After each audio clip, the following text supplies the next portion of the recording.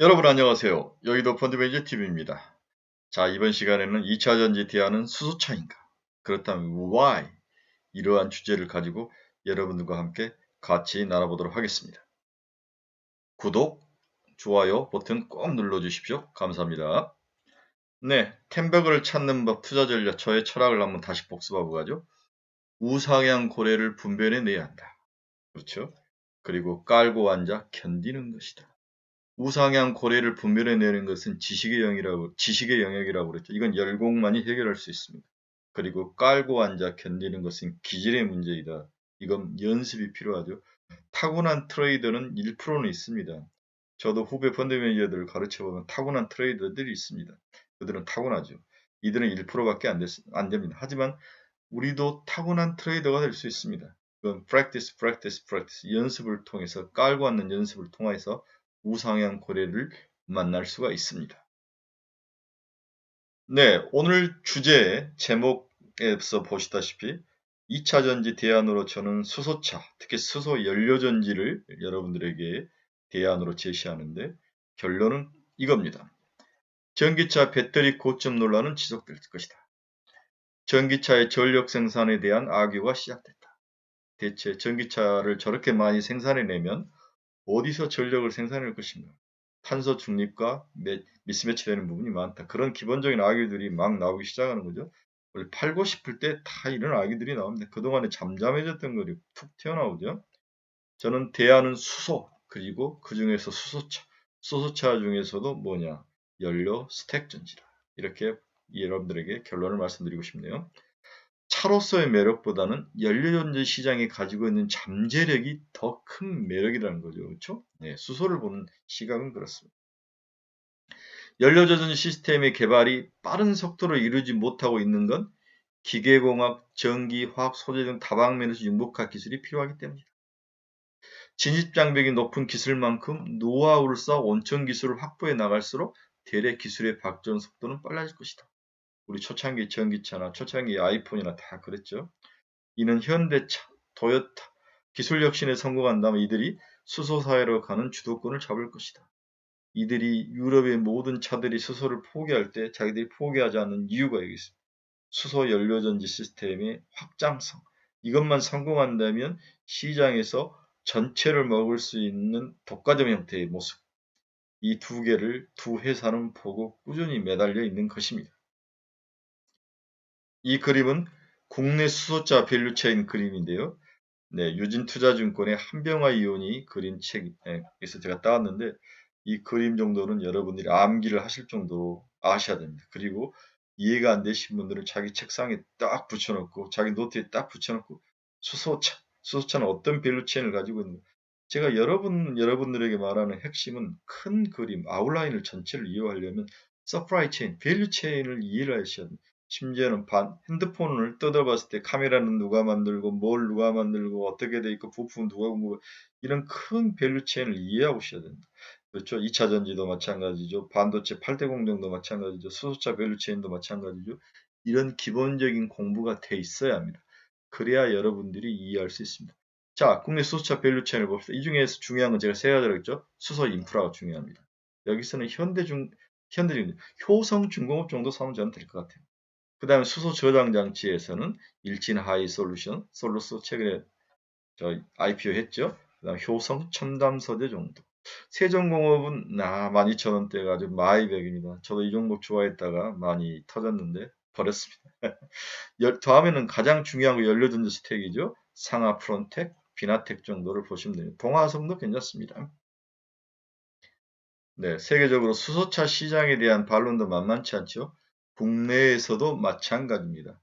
과연 수소차가 될까? 수소 개발을 앞두고 글로벌 완성차 기업들이 서로 엇갈리는 행보를 보이고 있습니다. 복스바겐, BMW 수소차 개발을 중단하는 반면 수소차 연구 1세대인 현대차와 그리고 토요타는 꿋꿋이 버티는 거죠. 그러면 현대차와 토요타가 또라이냐? 그렇지는 않는 거죠. 그들도 그들 나름대로 왜 수소차를 지속적으로 가지고 가야 되는지 이유가 다 있는 거죠. 그 이유가 정말로 여러분들이 이해를 했을 때 이게 정말 동의를 한다 그러면은 수소와 수소차 관련 부품업체나 소재업체나 관련 기업들을 사서 견뎌야 되죠. 그렇지 않고 나는 이해가 안 된다 그러면 버리셔야 됩니다. 굳이 들어올 필요는 없습니다. 이제부터는 확신의 문제이죠. 개인적인 역량의 문제입니다. 그렇죠? 이처럼 수소차는 왜 포기 그룹과 선도 그룹을 극명하게 나뉘는 걸까? 이게 제 이제 고민과 궁금증이었던 거죠. 그렇죠? 과연 미래 시장에는 누구 선택이 맞아떨어질까? 너무도 중요하고 기본적이고 아주 펀드멘탈하고 베이직한 그런 질문입니다. 이러한 질문에 스스로 최소한 A4 용지 2장 정도 본인 스스로가 써내려갈 수 있는 그 정도의 실력과 열공이 필요합니다. 유럽차는 수소차를 포기했습니다. 메르세데스 벤츠는 수소차 제작 비용이 과도하다. 수익성 보장을 못할 것 같다. 폭스바겐은 상용화 양산까지 기술적 난제와 극복이 불가능하다. BMW는 충전 인프라가 없는 수소차는 틈새 시장에 불과하다. 네, 폄하했죠. 아우디는 상용차가 아닌 승용차 시장에서 수소차는 승산이 없다. 일본의 혼다는 수소차 가격이 높아 판매 시기가 좀 안 팔릴 것 같다. 어려울 것 같다. 이런 이야기를 하는 거죠. 유럽과 일부 일본 기업차는 포기돼. 미국 기업들은 제가 어떻게 되는지 잘 모르겠습니다. 미국들은 아예 생각이 없는 것 같고 그렇습니다. 이렇게 포기하는 이유들이 가지각색으로 나오고 있습니다. 그런데 반면 현대와 도요타는 왜 그렇게 매달리는 걸까? 이 두 회사는 짱구가 아닌 이상 왜 그렇게 매달리는 걸까?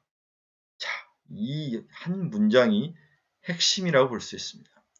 수소차의 핵심은 내연기관차의 엔진과 같은 역할을 하는 수소 연료전지 시스템입니다.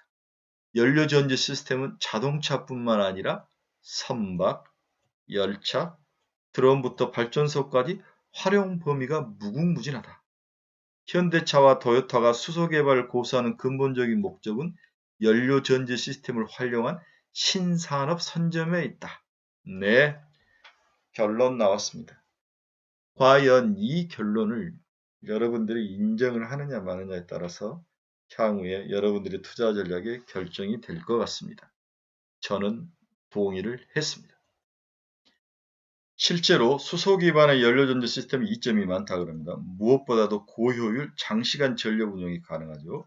폐열을 활용해서 스팀을 생산할 수도 있습니다.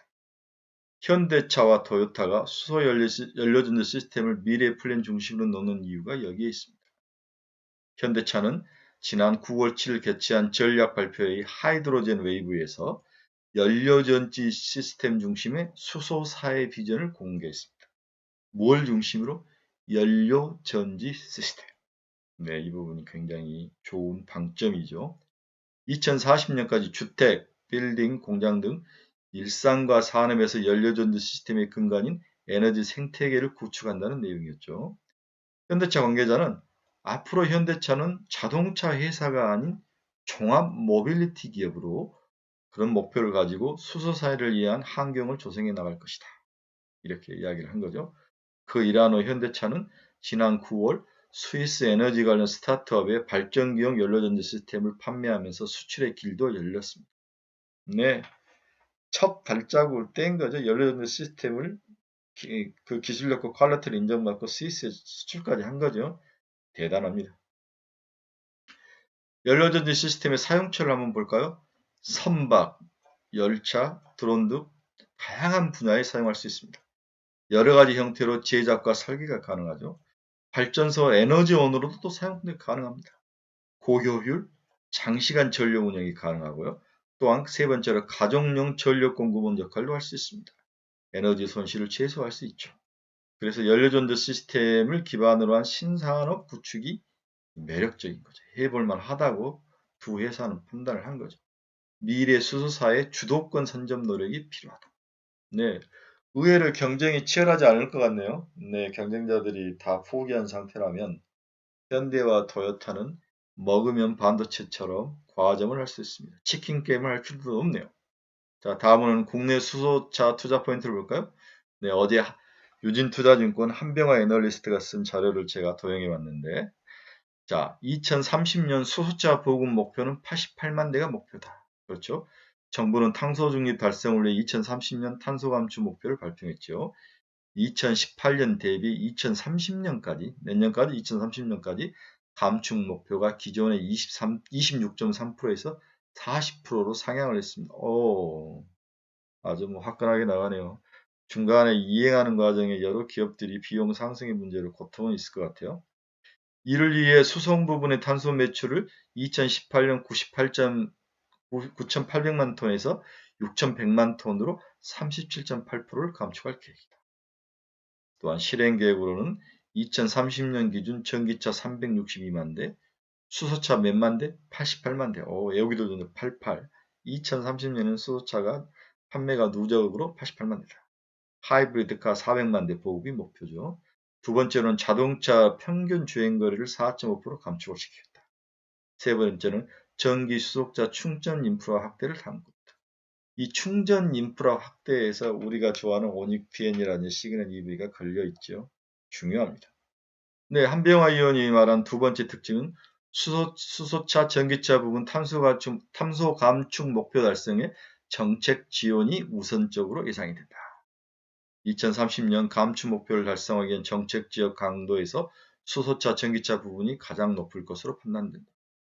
산업 부분의 감축은 상대적으로 느릴 수밖에 없고 전력, 에너지 부분은 재생에너지 설치에 다양한 이해관계자들을 설득해야 하는 과정이 있다. 반면 수소차, 전기차는 정부의 지원 의지만 확고하다면 목표 달성이 어렵지가 않다. 네, 정부가 정책을 수행하고 실행하고 결과를 보는데 시간이 그렇게 많이 걸리지 않을 수 있다는 거죠. 그렇죠? 현재까지 수소차, 전기차 보조금 지급은 2025년까지 확보된 상태인데 향후는 2030년까지 보조금 노드맥이 정해질 것으로 판단된다. 그래서 정부는 2030년까지를 못을 받고 있는 거죠. 따라서 다음 정부도 현 정부의 정책을 이어받아야 되는데 누가 대통령이 될지는 모르지만 수소차, 전기차, 재생에너지 이런 미래의 먹거리에 대해서는 좀 정책이 지속적으로 이어졌으면 좋겠습니다. 또한 충전 인프라 확충에 대해서도 무엇보다 적극적인 정책이 시행될 것으로 예상된다. 정부가 팔을 걷어붙이고 확실히 밀어붙이는 상황이라고 볼 수 있습니다. 세 번째로는 국내 수송차 시장 평균 41% 성장이 예상된다. 관련 업체들의 중장기 성장성, 가시성이 높아지고 있다. 네, 이렇게 높은 성장력을 가진 섹터가 없죠. 2020년까지 국내 수소차 보급은 누적으로 1만 대 정도 수준을 보이고 있습니다. 2030년까지 몇만 대? 88만 대. 2030년까지 누적으로 이를 달성하기 위해서는 연평균 41%의 판매 대수 증가가 필요하답니다. 정부의 지원 강도, 수소차 생산 밸류 체인의 확보, 충전소의 확보 등을 감안하면 정부의 계획은 실행 가능성이 높다고 판단된다. 이를 기반으로 한 당사의 국내 수소차 연간 매출 추정치는 2020년 5만 대, 5천 대, 그죠? 2030년 18만 대로 증가할 것이다. 이렇게 보고 있는 거죠. 네. 실행하는 주체인 현대차 그룹의 수소차 연간 생산 능력 목표가 수출분을 포함해서 2030년에는 50만 대에 달할 것이다. 이렇게 보고 있는 거죠. 국내 수소차 관련 업체들은 세계 최대 시장을 기반으로 안정적으로 성장할 것으로 판단된다. 또한 해외 수소차 시장이 본격 성장하는 2024년 이후부터는 해외발 성장 스토리가 가세할 것이다. 네, 한병화 의원은 굉장히 긍정적으로 수소 시장을 보고 있습니다. 저는 동의합니다. 자, 그럼 마지막으로 무엇을 투자해야 되냐, 어떤 종목을 투자해야 되느냐, 이게 핵심이죠. 앞에서 제가 자동차 그림 보여줬죠. 네, 그 그림에서 이미 답은 나와 있습니다. 먼저 상하 프론텍이죠. 네, 상용화한 멤브레인은 수소차, 수소 생산의 핵심 소재로 사용될 것이다. 두 번째는 효성 첨단 소재. 수소탱크와 기체 확산층의 소재인 탄소 섬유를 개발한 기업이죠. 네, 이게 있어야 터지지 않죠, 탱크가. 다음은 일진 하이 솔루션이죠. 효성 첨단 소재에서 재료를 받아다가 이제 수소탱크, 튜브 트레일러 등을 만들죠. 그렇죠? 튜브 트레일러. 예, 기름을 옮기는 차가 있듯이 수소를 옮기는 차를 튼튼하게 만들어야 됩니다. 다음에 이제 비나텍이라고 여러분이 잘 안 들어본 종목인데 지금 5만 5천 원 정도 했는데 전고점이 한 6만 4천 원입니다. 바닥에서부터 올라왔죠. 네, 좀 올라오다 쉬고 좀 올라오다 쉬다 그러는데 뭔가 모멘텀이 있으면 다시 한번 갈 종목입니다. 수소 연료 전용 탄소 지지체. 촉매, 이를 이용하는 MEA 사업을 하는 비나텍, 그렇죠? 이렇게 효성 첨단 소재, 일진 아이솔루션, 비나텍, 그리고 상하프론텍 이렇게 추천을 하고 있습니다. 자, 여러분, 결론적으로 다시 한번 뒤집혀 볼까요? 2차 전지가 양극재를 기준으로 살짝 스크래치가 났다. 단기적으로 조정은 있어 보입니다. 이제 우리는 그 대안으로 저희는 수소차, 연료전지 시스템 이렇게 탑다운 형식으로 수소 관련 기업들에 대한 새로운 시각으로 이게 2022년에 새로운 먹거리로 드러나올 확률이 있습니다. 그래서 단기적으로 보지 마시고 중장기적으로 보고 꾸준히 자기 포트에 어느 정도 관심을 가지고 생각을 해보는 것도 좋은 전략인 것 같습니다. 즐거운 금요일입니다. 여러분들의 멋지고 대박나는 주말을 응원합니다. 감사합니다.